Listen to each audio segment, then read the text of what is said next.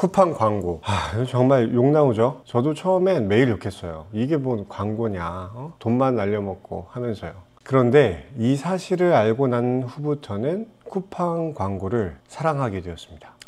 왜냐하면 이 10,000%라는 효율이 나오더라고요. 오늘은 쿠팡에서 고효율 광고를 만들기 위해 반드시 알아야 하는 3가지를 모두 공개할게요. 광고 시스템은 갈수록 복잡해지고 이제 또 AI가 다 해준대요. 신경 쓰지 말래요. 돈만 내래요.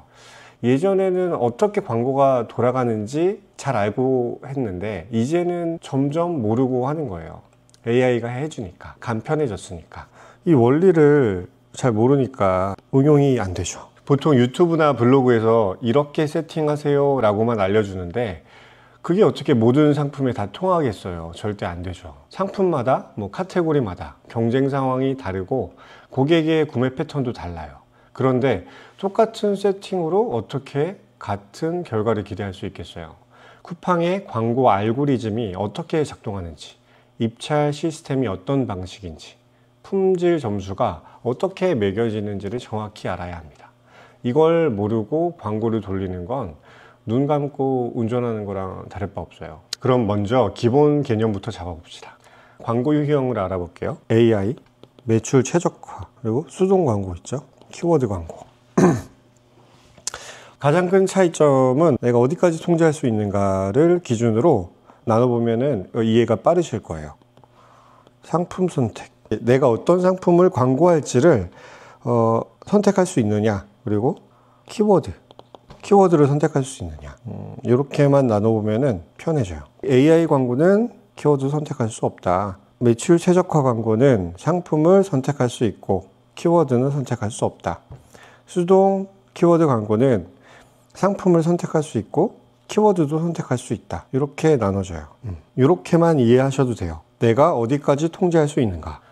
그럼 이제 더 중요한 개념, 검색 광고, 비검색 광고를 아셔야 되는데 이거 광고 유형이라고 생각하시면 돼요. 검색 광고, 우리가 물건을 사기 위해서 키워드를 검색했을 때 노출되는 광고. 비검색은 키워드 입력은 아니지만 연관 상품으로 노출되는 것. 뭐가 더 좋은 거예요? 상품마다 다 다르죠.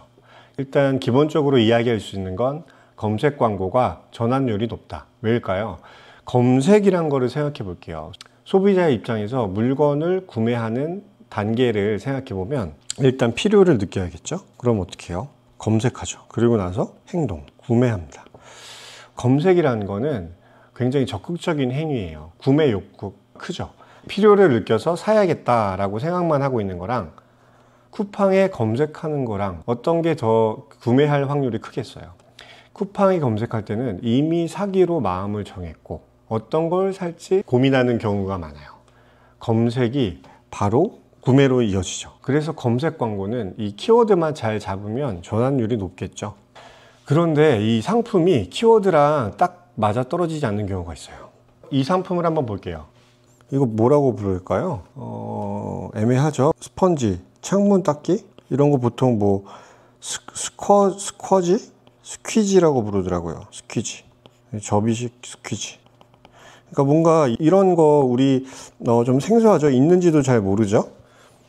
이 상품을 보고서 스퀴지, 접이식 스퀴지라는 단어를 생각해낼 소비자가 몇이나 있을까요? 이런 경우에는 비검색 광고로 더 잘 팔릴 수 있죠. 검색어가 명확하지 않은 경우. 대한민국 사람 누구나 아는 상품명, 키워드가 있으면 그걸로 검색 광고를 하는 게 제일 팔릴 확률이 높은데 마땅한 키워드가 없다. 그런 경우는 비검색 광고가 나올 수도 있어요. 이 검색 광고의 전환율이 높을 수밖에 없는 이유를 설명드렸어요. 왜죠? 쿠팡에 검색한다는 행위 자체가 이미 사기 직전의 행동이다. 반대로 뭘 살지 잘 모른다. 아니면 검색으로 내가 원하는 상품이 잘 안 나온다. 그럼 이것저것 많이 둘러보겠죠. 이 경우에는 비검색 광고에서 상품을 만날 확률이 높다. 그러나 목적성이 뚜렷하지 않기 때문에 구매 확률이 떨어진다.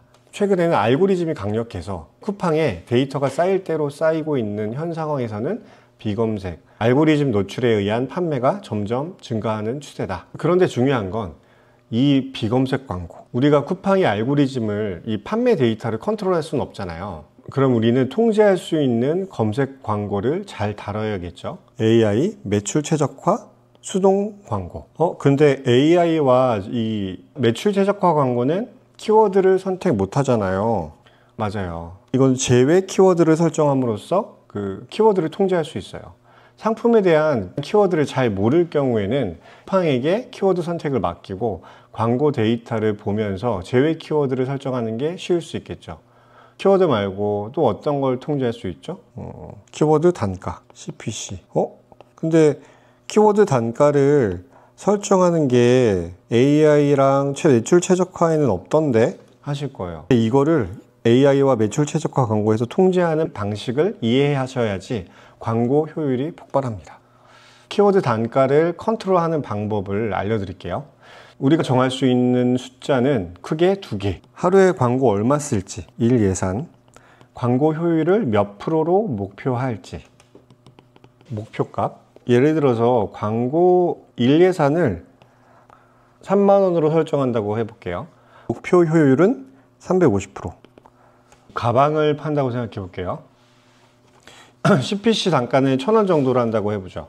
그러니까 한 번 클릭할 때 광고비 1,000원이 사용된다는 거예요. 근데 이 효율 350%는 어떤 의미인가? 10,000원을 광고비로 썼을 때 10,000원에 350%, 35,000원의 매출을 낸다는 소리예요. 30,000원에 350%니까 매출 105,000원. 이게 우리가 쿠팡 광고에게 준 목표예요. 이 목표에 도달하기 위해서는 가방의 판매가가 20,000원이라고 해볼게요. 그럼 5개를 팔아야겠죠. 근데 CPC 단가가 1,000원이라고 했어요. 30,000원이면 30번 클릭, 30번 조회가 됐을 때 5개가 팔리려면 전환율이 16%가 나와야 돼요. 전환율은 16%. 이 가방의 전환율은 어떻게 확인해요? 쿠팡은 평균 값을 알고 있죠. 저희는 셀러라이프를 치면 전환율 데이터가 나와요. 그걸 참고하시면 돼요. 그럼 목표 달성할 수 있냐? 절대 못하죠. 가방으로 이 전환율 16%는 어렵겠죠. 목표를 달성하려면 어떻게 해야 되죠? 제 상품에 전환율을 높일 수가 있나요? 쿠팡이? 그건 안 되죠. 그럼 전환율 16%가 아니라 현실적인 숫자 3%면 이 목표를 달성하기 위해서 166번에 클릭을 하면 166번이 조회가 되면 3%, 5개가 팔린다는 거예요. 그럼 매출 10만 원이 나오죠. 근데 166번에 노출을 하려면 이 CPC 단가가 1,000원이니까 16만 6천 원의 광고비가 필요한 거예요. 그런데 예산은 3만 원이죠. 그럼 광고가 어떻게 될까요? 예산은 같은데 노출을 늘리려면 제대로 돌지 않겠죠. 이 절대 도달할 수 없는 목표니까. 그럼 이제는 쿠팡 광고는 어떤 식으로 일을 하냐면 예산은 같은데 노출을 늘리려면 결국에는 이 CPC 단가를 낮춰야겠죠. 그럼 이제 쿠팡 광고는 비싼 키워드 말고 싼 키워드 혹은 비검색 광고에 노출이 많아지는 거예요. 싼 키워드로 광고가 노출이 되면 잘 팔릴까요? 쉽지 않겠죠. 그럼 어떻게 해야 되나? 방법이 하나 있어요. 이제 가방이 아니라 뭐 검정 가방, 뭐 큰 가방 이런 거는 광고 돌리는 사람이 별로 없을 테니까 광고 단가가 좀 싸겠죠. 이런 싼 키워드는 또 검색하는 사람들도 별로 없을 거예요. 그래서 결국엔 잘 안 팔리겠죠. 그럼 어떻게 해야 되나? 방법이 하나 있어요. 이 가방의 CPC 단가를 1,000원이라고 했는데 이걸 낮추면 돼요. 어떻게 낮추냐? 이 CPC 단가를 한번 뜯어보죠. 광고를 돌리면 여러 가지 키워드가 있어요. 각각의 키워드 단가가 다 다를 거예요. 심지어 같은 키워드도 시간별, 경쟁 강도별로 가격이 달라지죠. 가방이라는 키워드의 광고 단가가 아침 9시에 다르고 저녁 10시에 다르다는 거예요. 왜 그럴까요? 광고는 입찰에 참가한 사람이 많으면 가격이 올라가겠죠. 근데 광고를 돌리는 사람들 대부분은 광고 예산을 충분히 설정하지 않아요. 3만 원만 해요. 그럼 저녁쯤 되면 다 소진이 돼요. 심하면 낮에 광고비를 다 쓰고 광고가 꺼지기도 하죠. 시간이 가면 갈수록 입찰에 참여한 사람은 줄겠죠. 광고 단가가 그럼 변하겠죠. 시간별로. 그래서 AI나 매출 최적화 광고를 할 때는 예산을 충분히 꺼지지 않도록 설정하는 게 중요해요.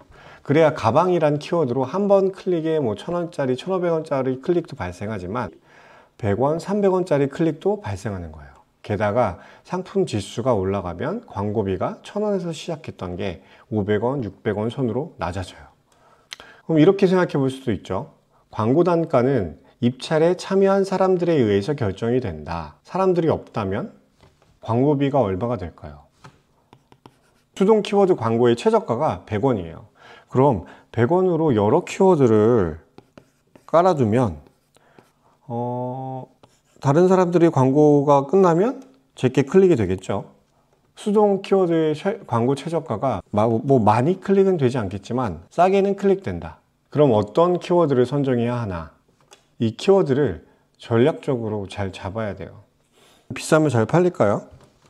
결국에는 경쟁에서 이길 수 있는 키워드를 잡아야 돼요. 어떤 경쟁이냐?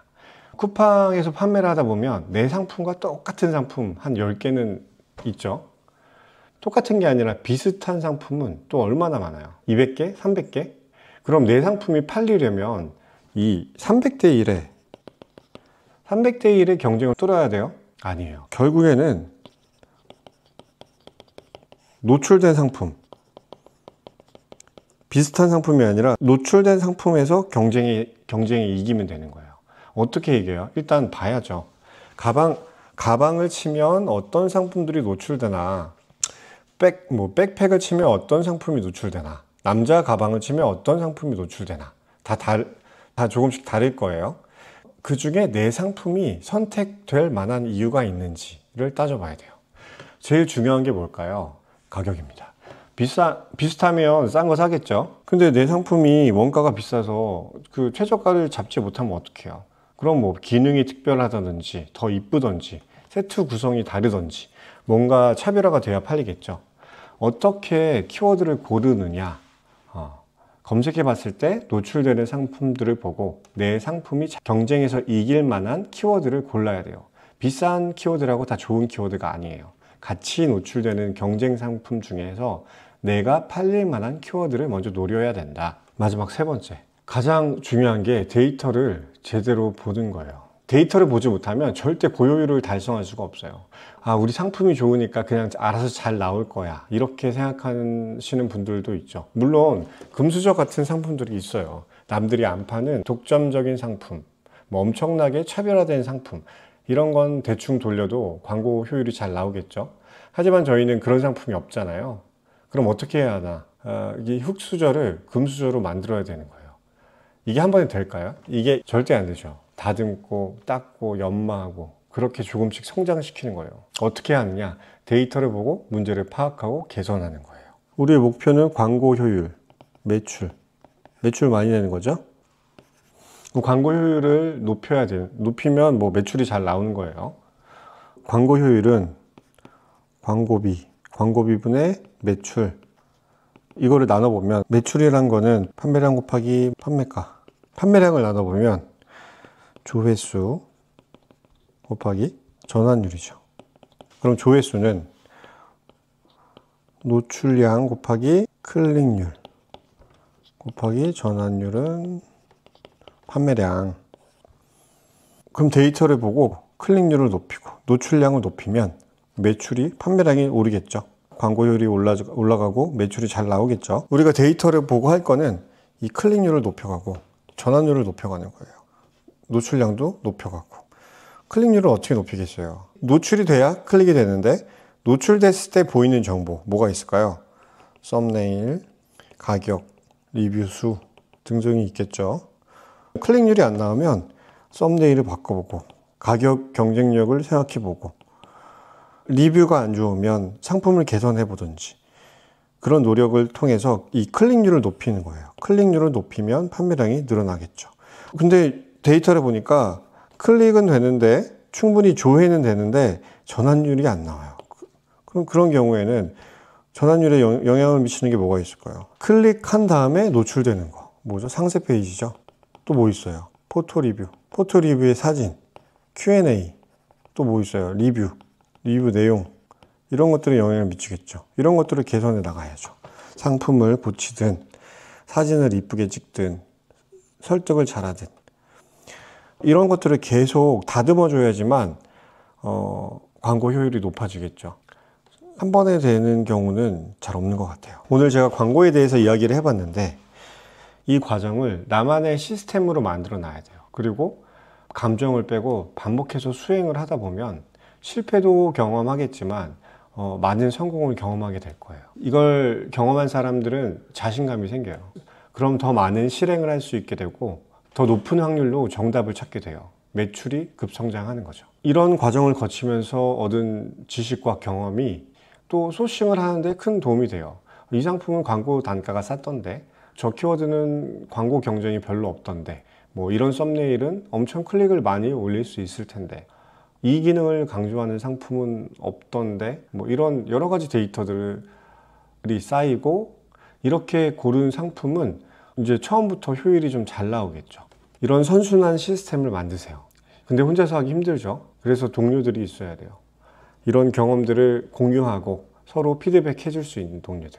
오늘 알려드린 이 세 가지 원칙을 바탕으로 높은 광고 효율을 달성하시길 바랄게요. 구독해 놓으시면 다음 영상에서 더 구체적인 실전 노하우들을 공유하겠습니다. 감사합니다.